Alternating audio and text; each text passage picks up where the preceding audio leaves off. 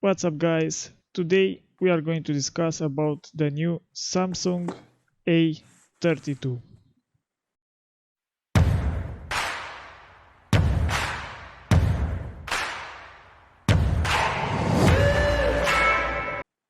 Well, first I must say that this phone comes without any related information to the phone specifications.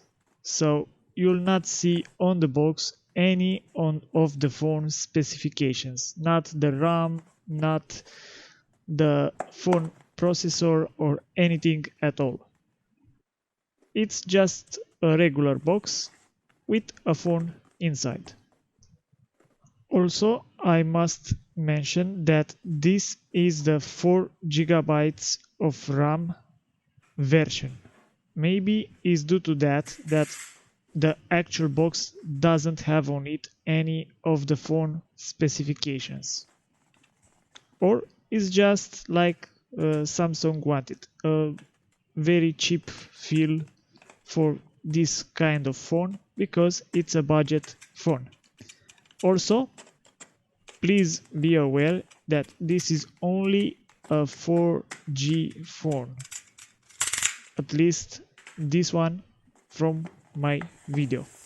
Okay, enough talking. Let's open the package and see how the phone really looks like and how it really feels once I will get it out of the box. And let's see what will come on the package with the phone. First, we have the usual Samsung box with the user manual and the warranty certificate, which will provide you more information about this phone. I think this will be really useful considering the fact that on the box you have really no information whatsoever. Okay, it's stamped Samsung and you get the Samsung logo everywhere. And here we have the phone, a charger and an USB cable.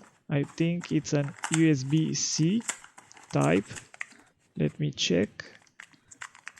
Okay. Yeah, it's an USB-C. Yeah, have a look. Which is really good for this price range. Well, the phone feels really light and at the same time it's quite a cheap plastic, especially on the back of the phone, and you'll see it once I will knock it a little bit just to notice the sound that it will make. But at the same time you'll see that the phone it's not very thick, and probably that will be a very big advantage for most of the people that don't want to have a very thick phone. The phone comes with a jack connector and with a single audio speaker, and it has 4 cameras, but I will not speak too much about the cameras because they are really cheap and I really don't think that will be the selling point for this kind of phone.